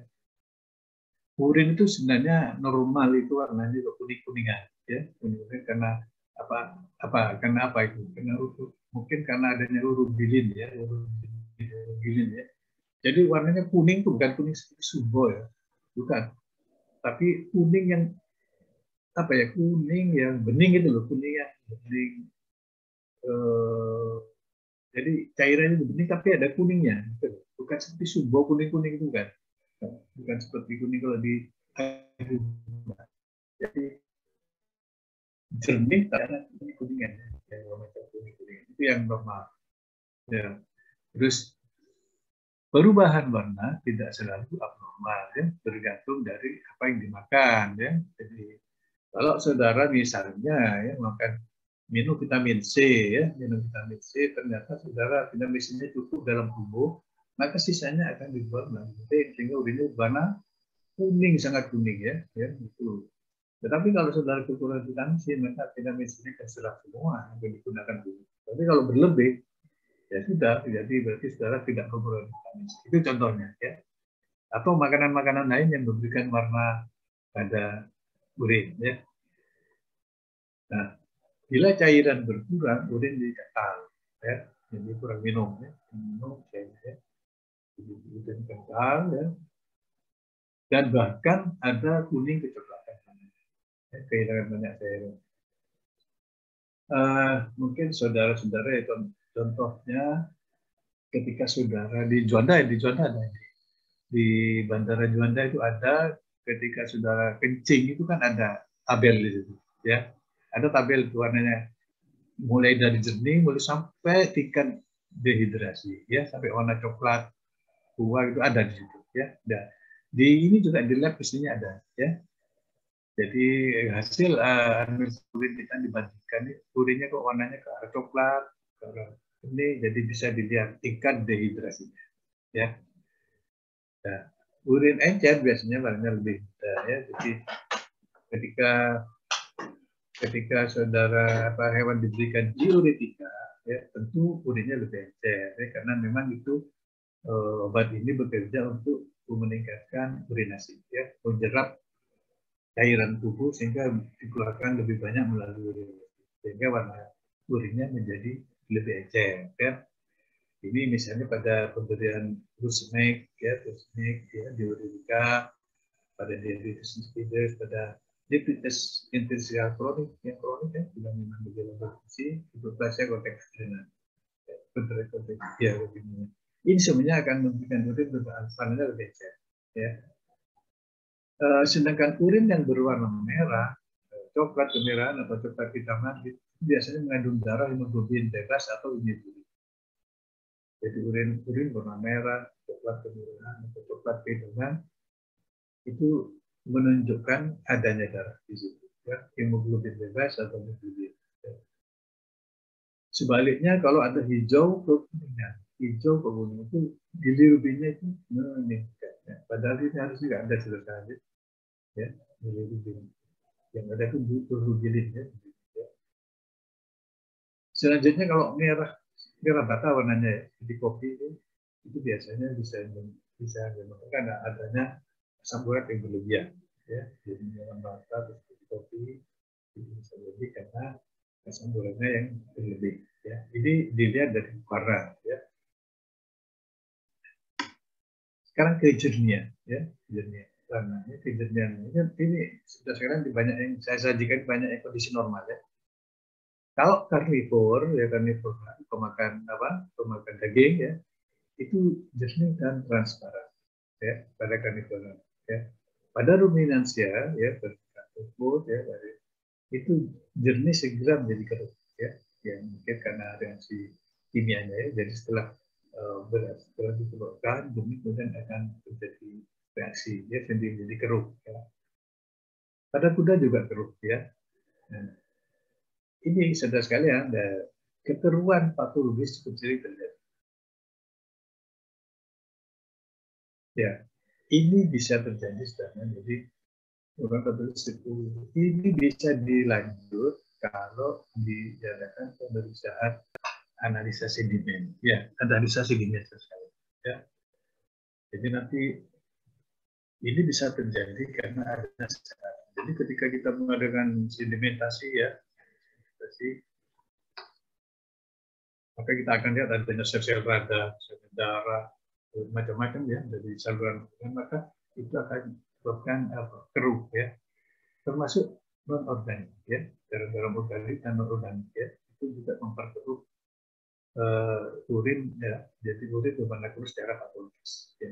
Dan itu baru diketahui setelah diadakan analisa urin ke sedimentasi, ya.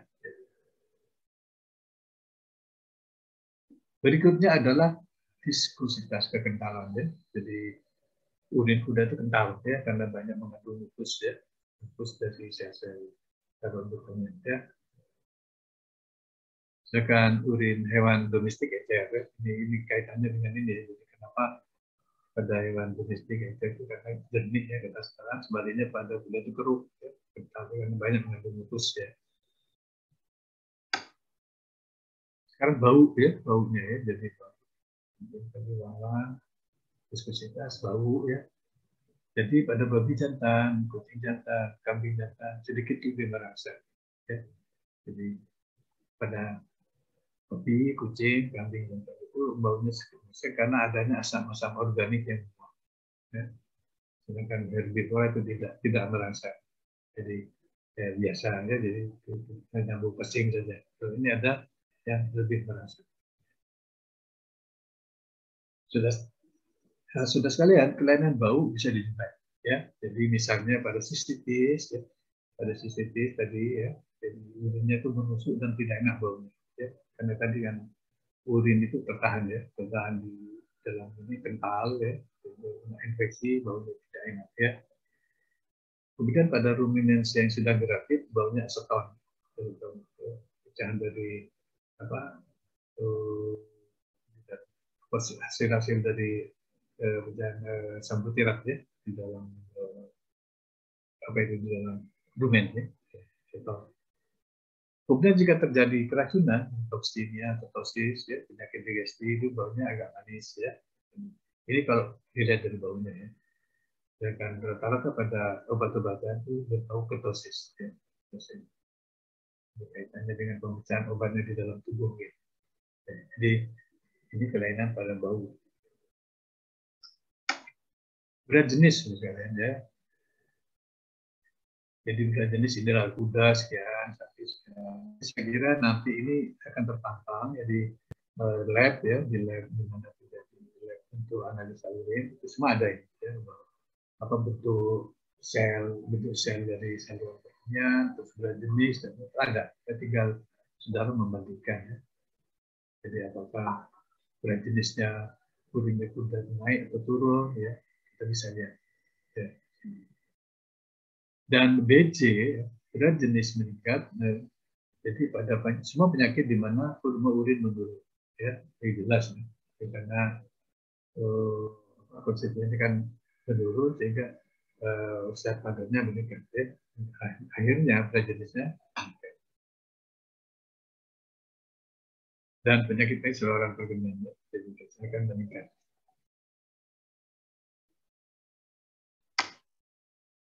Nah ini kelainan pada berat jenis urin ya. Jadi misalnya berat jenis meningkat, ya, berat jenis meningkat, volume urin menurun pada kondisi febris demam ya.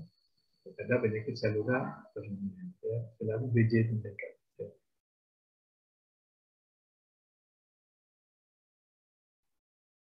Berat jenis meningkat dan volume urin meningkat pada diabetes mellitus. Ya. Jadi kalau ini BJ meningkat, volumenya urin menurun, kalau ini BJ meningkat, volume urin belum meningkat. Ya. Sebaliknya ini berat jenisnya menurun, tapi volume urin meningkat ya, pada diabetes mellitus pada diabetes interstitialis kronis. Ya, karena di sini proses reaktifnya tidak jalan ya, sehingga volume urinnya meningkat. Ya. Otomatis berat jenisnya menurun. Ya. pH ya, jadi pH itu kalau untuk menentukan pH redambir yang harus masih baru ya. Jadi seperti di awal tadi saya sampaikan bahwa ginjal berperan penting menggunakan ginjal sama-sama basah dan tubuh. Ya. Terus kemudian pH juga bergantung pada jenis makanan. Ya. Ini secara normal pada kuda, sapi, dan domba itu cenderung alkalis. Ya. pH-nya alkalis, pada karnivora itu kena asam. Ya. Mungkin ini sesuai dengan makanannya. Ya. Makanannya lebih banyak ke daging, lebih banyak ke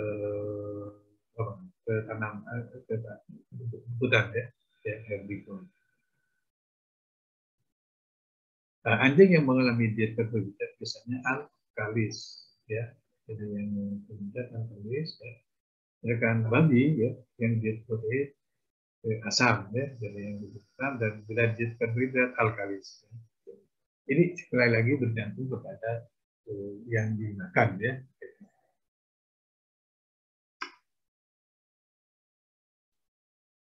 Nah, untuk herbivore ya, jadi herbivore kan alkalis tadi ya. Jadi normal tadi kan herbivore kan alkalis ya. Kan sekarang menjadi asam ya. Jadi berubah jadi asam. Itu terjadi karena misalnya pada penyakit PMDS ya. Jadi anoreksia untuk waktunya cukup lama ya. Nafsu makannya tidak lama ya. Ingesti barang-barang yang mengasangkan ya. Terus asitosis respiratory kata metabolik ini ya. Jadi ini sudah mengganggu bahaya sekali ya kalau sudah sidosis. Ya.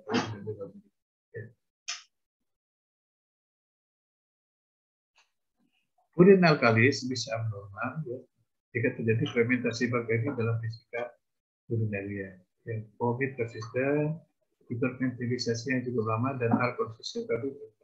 Ya. Ini sebenarnya hasil dari analisa ya, jadi ini dijadikan digabung menjadi satu. Protein ya, protein ya, jadi protein sudah sekalian, membran grup dari sehat mencegah adanya plasma protein bersama. Ya, seperti tadi ya. Jadi, kan glomerulus kan banyak molekul ya. Itu tidak bisa dilewati oleh protein plasma ini. Ya, ini biasanya diindikasi dengan albumin. karena dia punya ukuran molekul yang besar. Sedangkan protein yang molekul kecil akan direabsorpsi kembali, ya, jadi menunjang. Koloid itu bisa terdapat normal pada anjing dan kuda, ya, jadi koloid. Dan urin normal yaitu mengandung protein dalam jumlah sangat sedikit, berasal dari desquamasi sel-sel epitel, ya. Jadi dari sel-sel epitel, ya, bukan dari albumin, ya. Sedangkan untuk mengidentifikasi secara spesifik kita menggunakan elektroforesis. Nah, protein urin, ya, protein urin, ya. Ini tadi, ya, jadi hemoglobin itu menjadi cukup variabel, ya, sehingga plasma protein bisa dilakukan sama dengan filtran, ya. Keadaan ini terjadi pada gagal ginjal, ya. Jadi pada, sekali lagi, ya, secara normal ini kan albumin tidak bisa melewati ini, ya, terus, ya. Jadi mestinya tidak permeabel, ya, tapi sekarang permeabel, ya. Jadi keadaan ini terjadi pada gagal ginjal akut, ya, bisa juga karena glomerulonefritis, ya, pada nefritis supuratif, pada nefritis interstitialis, pada pyelonefritis, pada nefrosis, ya, pada infeksi. Ini semua, saudara-saudara, ini akan mengganggu, akan merusak glomerulus, ya, sehingga glomeruli menjadi cukup variabel, bisa dilewati. Ini yang harusnya tidak bisa dilewati jadi bisa, karena pori-porinya banyak, ya, bisa, ya, sehingga protein atau albumin, ya, plasma protein itu bisa melewati pori-pori, ya, dan akhirnya akan dijumpai protein. Nah, ini protein uri itu bisa dijumpai pada prerenal, ya, hemoglobin uri, hemoglobin uri, ya. Postrenal pada kondisi sistitis, pokoknya seperti uritis, vaginitis, prostatitis, dermatitis, ya. Hemoglobin, ya, bisa berbentuk bebas atau dalam bentuk utuh, ya. Jadi untuk membedakan itu, ya, bisa uji hemoglobin uri bisa dengan pemeriksaan mikroskopis dan spektroskopis, ya, tentang hemoglobinnya, ya. Ini semua itu untuk membandingkan, ya, antara hemoglobin dan mioglobin, ya. Hematuri, ya, jadi bisa juga karena apa itu adanya darah dan urin, misalnya prerenal, renal, dan postrenal, ya. Jadi penyakit prerenal bisa pendarahan sebelum apa? Sebelum ginjal, jadi karena parasit-parasit hemolisis skandara, ya, parasit-parasit yang merisiskan defisit, penyakit renal dan penyakit postrenal, semua, ya, yang menyebabkan perdarahan di bagian saluran. Perhatikan konsentrasi darah dalam urin. Ya, ini maksudnya gini, ya. Jadi kalau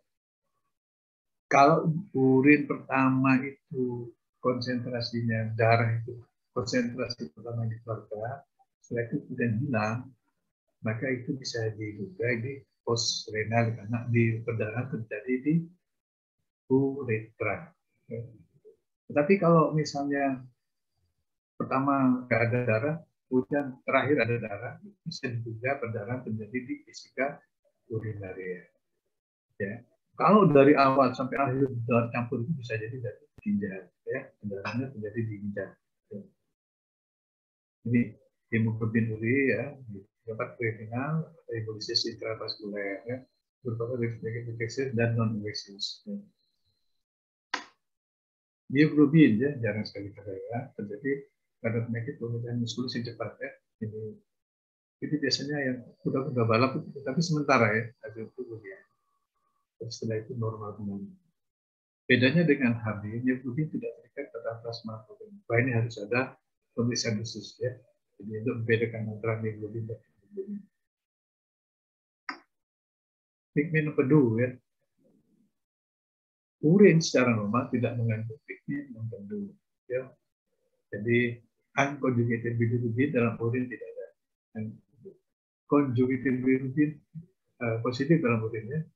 Misalnya dalam urin itu dijumpai adanya bilirubin conjugated, ya, maka itu terjadi penyakit prerenal.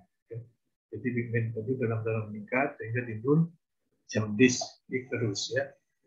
Ini bisa ditandai dengan hewannya itu di di mukosa lunaknya itu berwarna kuning ya, jaundice terus di konjungtiva misalnya di mukosa vagina itu di jaringan-jaringan lunak itu berwarna kuning ya, karena ada timbunan benih ya. Dan juga garam empedu ya, bisa juga obstruksi saluran empedu, garam empedu itu magnesium bersama hemoglobin ya. Biasanya kalau ini gatal sudah sekarang, ada timbunan garam empedu di bawah kulit gatal gitu. Bentukan lain dalam urin ya. Ini bentukan lain dalam urin, zat yang bisa dideteksi. Jadi normal glukosa dalam urin tidak ada ya, keton pada hewan ternak karena defisiensi karbohidrat ya, karena bertumpuknya keton itu karena kurangnya glukosa ya, sehingga menumpuk ya. Kalau ada glukosa cukup, keton itu akan dibakar kembali ya, di metabolisme nanti juga bantuan gula ya. Jadi tidak lagi ya. Indikan ya, indikan itu bentukan-bentukan yang karena karena karena itu terlalu lama di dalam saluran pencernaan, itu terlalu lama sehingga banyak yang diserap ya, sehingga ini juga akan mengalami peningkatan. Ini kreatinin dia dibutuhkan oleh karena itu dengan deposit organik dan organik ya. Ini yang betul hanya bisa dijumpai dalam urin. Ya.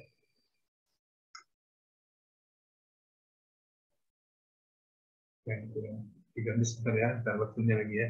Jadi sebenarnya penilaian fungsi ginjal ini untuk melihat efisiensi fungsi ginjal ya. Yang dilakukan pemberian darah dan urin ya. Jadi seperti saya katakan bahwa fungsi ginjal bisa itu dengan ini ya, ini tadi. Nah, kemudian itu ada bun dan kreatin. Ya. Jadi ini semua sebenarnya nanti dikonfirmasi dengan hasil-hasil lainnya. Ya. Dan pemeriksaan radiologi ya, radiologis biasanya hanya pada yang kecil ya. Terutama penting untuk adanya gangguan tadi ya. Dapat juga dimunculkan gangguan ginjal, gangguan ya, gangguan. Jadi dengan radiologis itu akan semakin jelas dan kita tahu posisinya ya.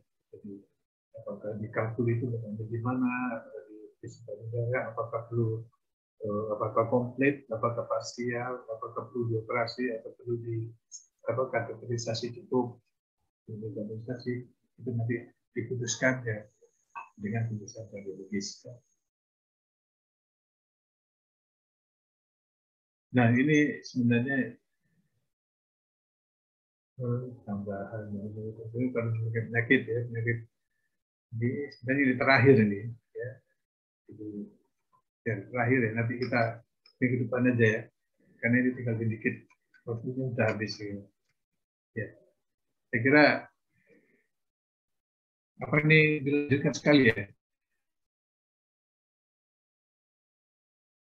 Kita lanjutkan minggu depan aja sebenarnya, ini waktunya habis. Kasihan yang mau kuliah lainnya ya. Saya kira sampai di sini ya, jadi mohon maaf kalau terkesan karena bahannya memang ya inilah agak banyak ya. Mudah-mudahan minggu depan bisa diselesaikan ya. Terus ada pertanyaan saudara? Oke. Ya kalau enggak nanti bisa melalui WA atau telepon atau SMS ya. Yang saya perlu sekarang ini kuliah penggantinya kapan ya? Sudah dirunding?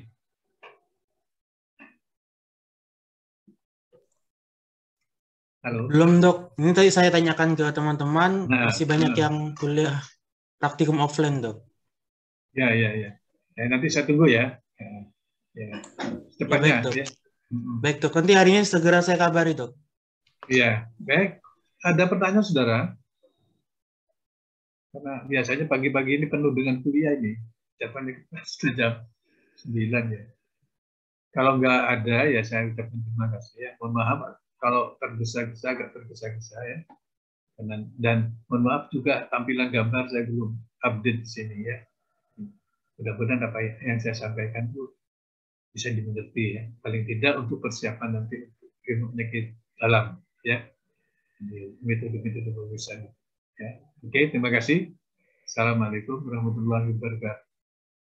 Waalaikumsalam warahmatullahi Wabarakatuh. Terima kasih banyak dokter. Oke, sama-sama ya. Terima kasih dokter. Jadi minggu depan linknya ini ya. Kalau kuliah lagi linknya pakai ini. Ya baik. Iya dokter. Oke, ya, makasih ya. Ya dokter.